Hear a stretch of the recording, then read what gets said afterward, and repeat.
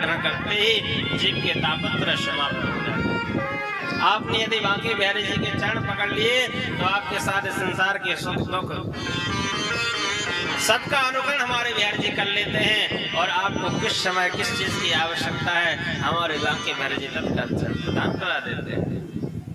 यदि आपने उनकी शरणागति स्वीकार कर ली तो आपको किसी और संसार में भटकने की जरूरत नहीं। तो हमारे ऐसे बांके बिहारी जी, ऐसे गोविंद के पाद पद्मों में हम और आप सभी मिलकर के बारंबार प्रणाम करते हैं। तो महामुनि श्री सुखदेव जी महाराज का ध्यान करते हुए इस दिव्य पावन संहिता का प्रारंभ करेंगे, जो नेमी शरण में। देखिए, सर्वप्रथम कथा का प्रारंभ हुआ नेमी शरण में।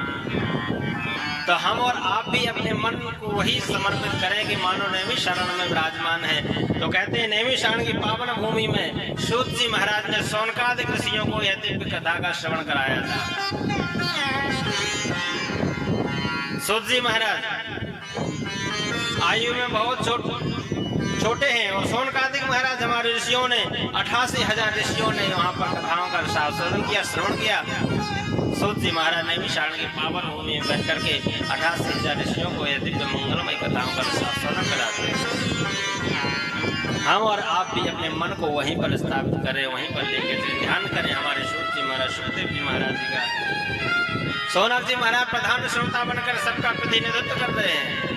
देखिए, सोनक जी महाराज 88,000 ऋषियों का प्रतिनिधित्व कर रहे हैं। जैसे ये कथा में मुख्य यजमान होना चाहिए ना, तो हमारे यहाँ पर आप मुख्य यजमान विराजमान है। इसी प्रकार 88,000 ऋषियों के मध्य में सोनक जी महाराज प्रधान श्रोता बनकर के सबका प्रतिनिधित्व कर रहे हैं, और सूत जी महाराज कथा साधन कराते जा रहे हैं। शौनकादिक महाराज अनेक प्रश्न करते हैं, और हमारे सूत जी महाराज समस्त प्रश्नों का प्रत्युत्तर देते जाते हैं।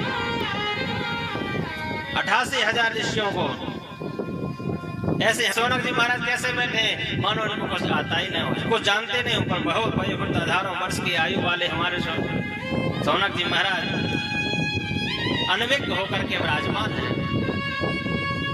इनका तो तत्क्षण हमेशा 24 घंटे सिर्फ यही भगवान के चरणों का ध्यान करते रहते हैं। कथा को पान करने में बड़े निपुण हैं। कहते हैं, कथा अमृत सा स्वाद कुशलः,